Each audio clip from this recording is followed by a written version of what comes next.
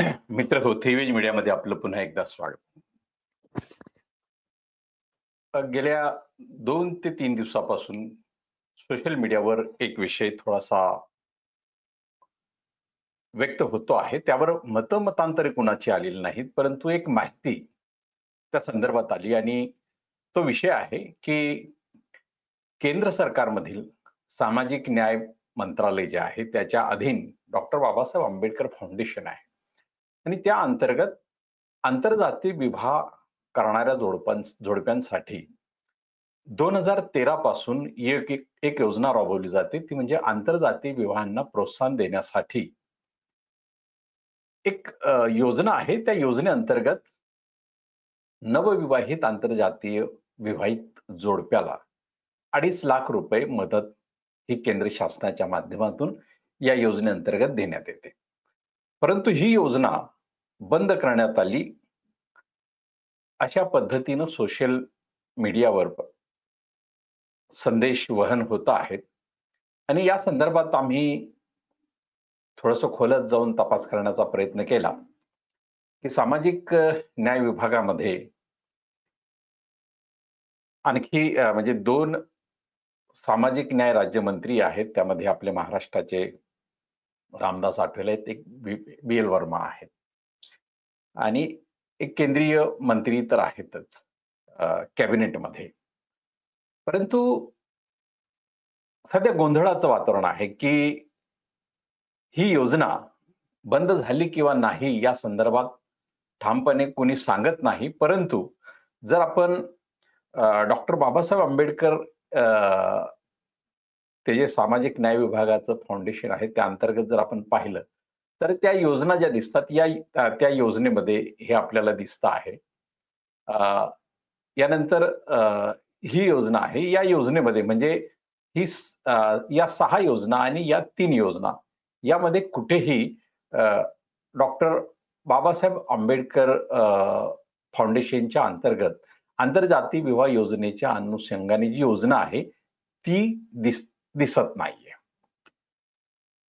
खरं म्हणजे या संदर्भात 23 तारखेला एक बैठक आयोजित करण्यात आलेली आहे आणि त्या बैठकीमध्ये या संदर्भातला जो प्रश्न आहे तो सोडवला जाईल असं सामाजिक न्याय खात्याचे राज्यमंत्री असले रामदास आठवले यांच्या निकटवर्ती सूत्रांनी जरी सांगितलं असलं तरी ते येत्या 23 तारखेला त्या संदर्भात होईल. परंतु प्रश्न असा आहे की ही योजना बंद करण्याची अचानक म्हणजे जर ती दिसत नाही योजनेच्या तालिकेमध्ये तर ती निश्चितपणे बंद करण्यात आलेली तसा निर्णय झाला. मग हे कोण आहेत की जे मंत्र्यांच्या अप्रोक्ष मंत्र्यांनाही जी गोष्ट खात्रीपूर्वक माहीत नाही, मग हे निर्णय नेमकं कोण घेतं? तर बराच रोष अधिकाऱ्यांच्या संदर्भात व्यक्त केला जातो आहे. जर आता आपण डॉक्टर बाबासाहेब आंबेडकर सामाजिक फाउंडेशनच्या अनुषंगानं जी यादी जरी पाहिली तिथल्या अधिकाऱ्यांची तर त्या नावावरून आपल्याला कळतं. त्यामुळे या योजनेला प्रोत्साहन द्यावं असं तिथल्या प्रशासकीय अधिकाऱ्यांना वाटत नाही, असा एक आरोप केला जातो आहे. परंतु आज केवळ या आरोप प्रत्यारोपाच्या संदर्भात आपल्याला बोलायचं नाही, तर आंतरजातीय विवाह म्हणजे ही योजना 2013 मध्ये सुरू झाली. आपल्याला माहिती आहे की त्या काळी UPA 2 हे सरकार अस्तित्वात होतं. एकाएकी या सरकारने असा का निर्णय घेतला की 2013 मध्ये आंतरजातीय विवाह करणाऱ्या जोडप्यांना 2.5 लाख पर्यंत आर्थिक मदत द्यावी. अर्थात त्यापूर्वी सर्व राज्यांमध्ये सर्व राज्यांच्या सामाजिक न्याय खात्याअंतर्गत ही योजना राबवली जाते. महाराष्ट्रातही राबवली जाते. महाराष्ट्रात ही सुरुवातीला या अंतर्गत म्हणजे 15,000 हे सुरुवातीला मदत देण्यात येत होती नवविवाहित आंतरजातीय विवाहित जोडप्यांना.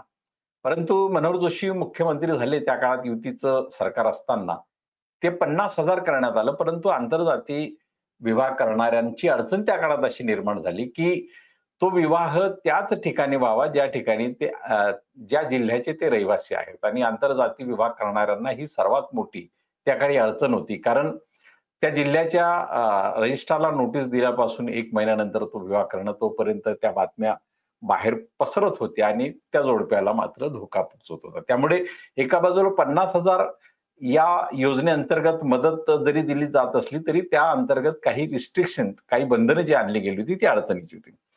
प्रश्न हाही नाही. या संदर्भामध्ये आंतरजातीय विवाह 2005-6 म्हणजे 2005-6 मध्ये ज्या आंतरजातीय विवाहांचं प्रमाण हे साधारणतः 9.5% च्या वर गेलेलं होतं देशामध्ये.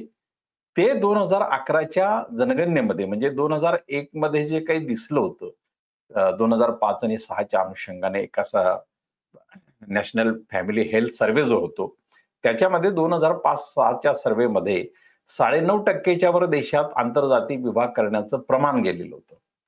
आणि 2011च्या जनगणनेच्या सेन्ससमध्ये हे जे प्रमाण आपल्याला दिसतं म्हणजे खास करून चौथा अहवाल जो आहे राष्ट्रीय कुटुंब आरोग्य सर्वेक्षणाचा, यामध्ये हे प्रमाण खाली आलेलं दिसतं. म्हणजे ते 5.2 इतकं ते खाली आलेलं होतं आणि त्यामुळे आंतरजातीय विवाहाला प्रोत्साहन द्यावं असं मग 2013च्या मध्ये किंवा त्यापूर्वी तो निर्णय झाला आणि ही योजना राबवली जाऊ लागली.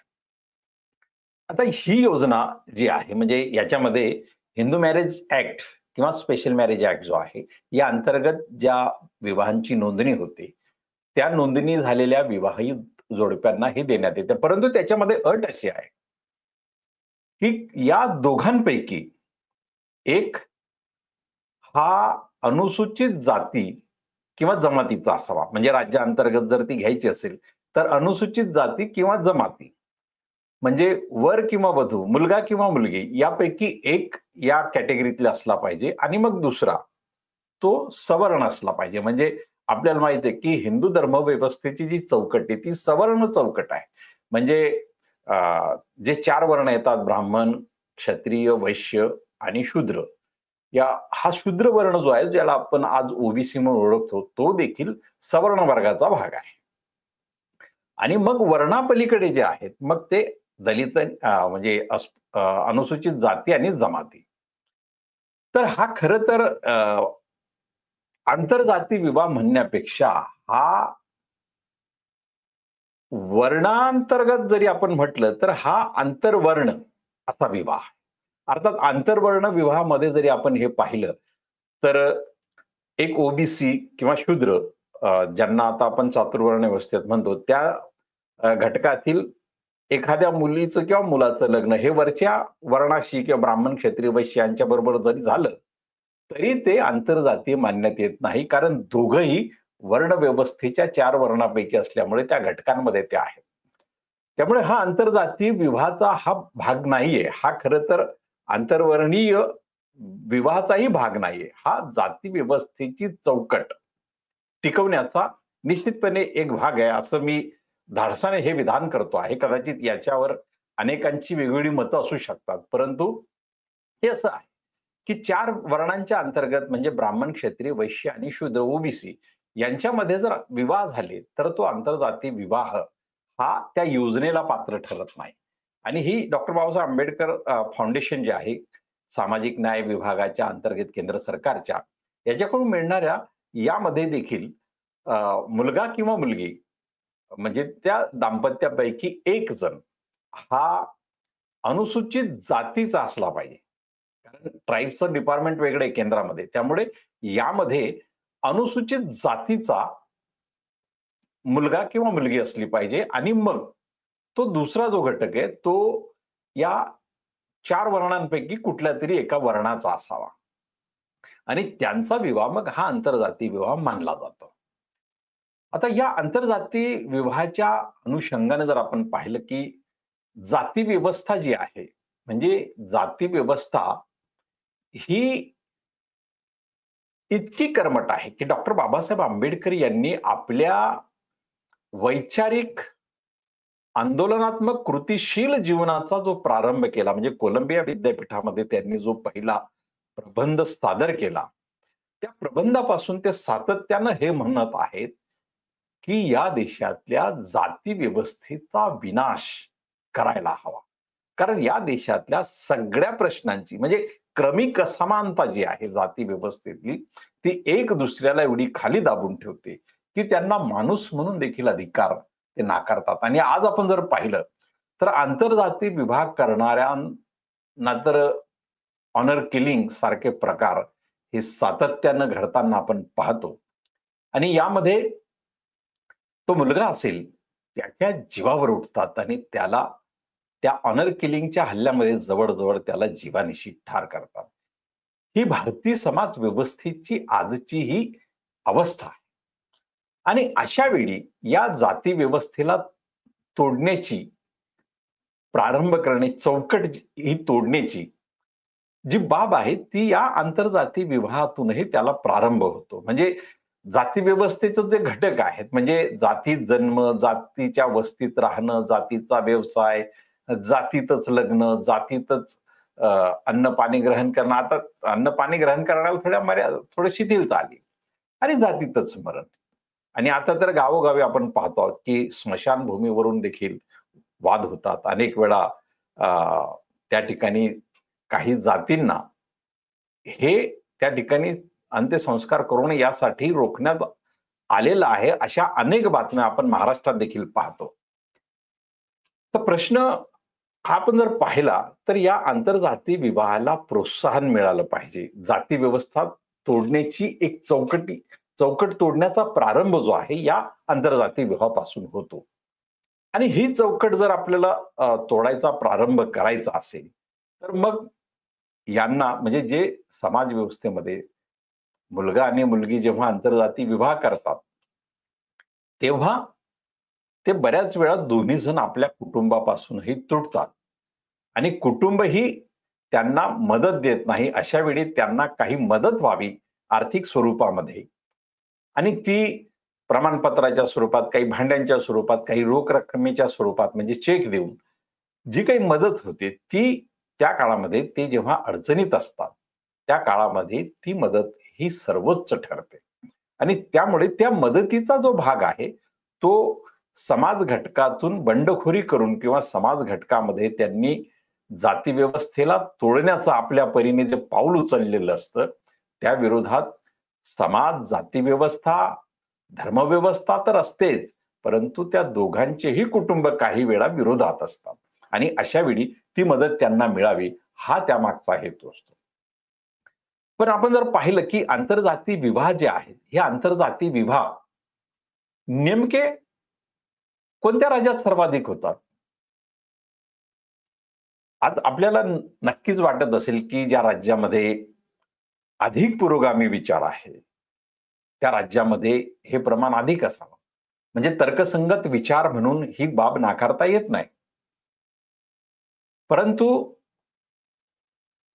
भारतामध्ये सर्वात जास्त आंतरजातीय विवाह होण्याचं प्रमाण जे आहे, ते आपल्या महाराष्ट्राजवळच्या गोवा राज्यात आहे. त्यांचं हे प्रमाण 26.2 हे सर्वाधिक आहे. म्हणजे देशामध्ये सर्वाधिक आंतरजातीय विवाह गोव्यामध्ये होतात. आणि देशात सर्वात कमी विवाह आंतरजातीय ते जम्मू-काश्मीर आणि तमिळनाडू.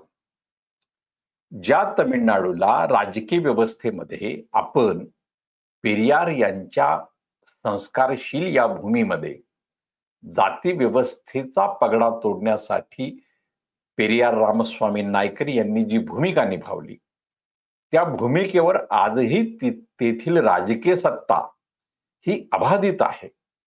परंतु त्या राज्यामध्ये आंतरजातीय विवाहाचं प्रमाण हे केवळ 2% पेक्षा थोडं अधिक आहे.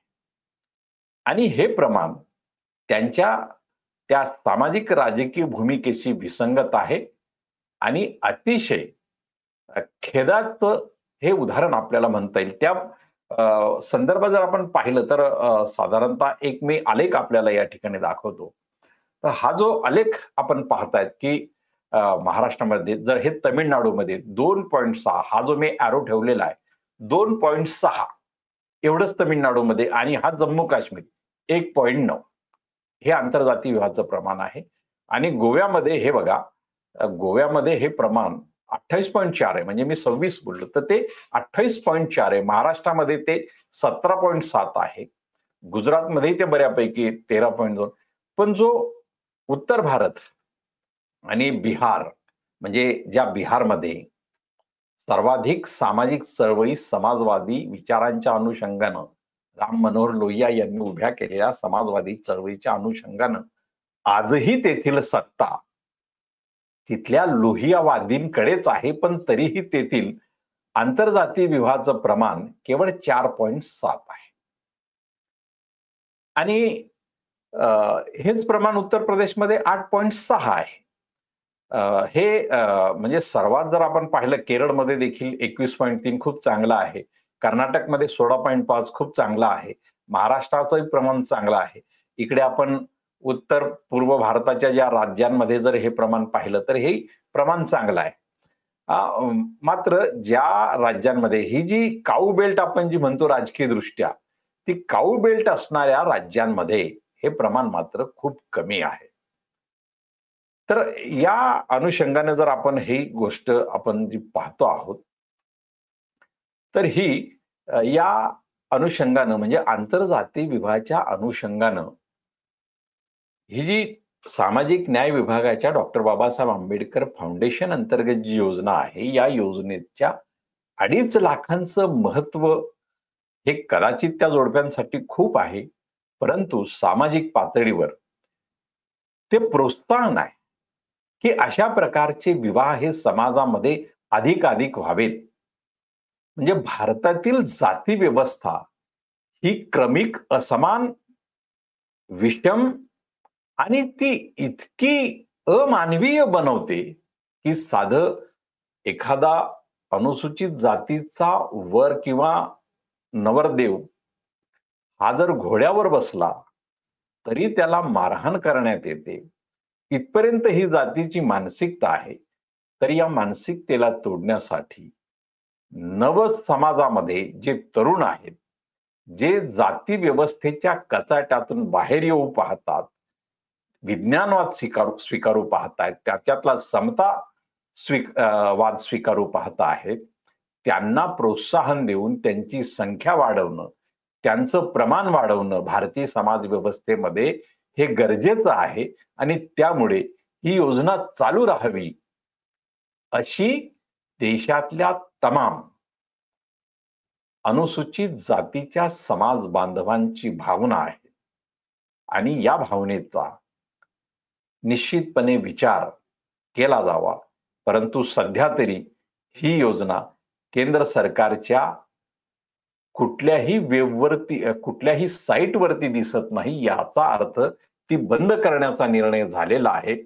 परंतु सामाजिक न्याय खात्याच्या राज्यमंत्र्यांच्या निकटवर्ती सूत्रांनी कळवल्याप्रमाणे येत्या 23 तारखेला यावर दिल्लीमध्ये बैठक आयोजित करण्यात आली आहे.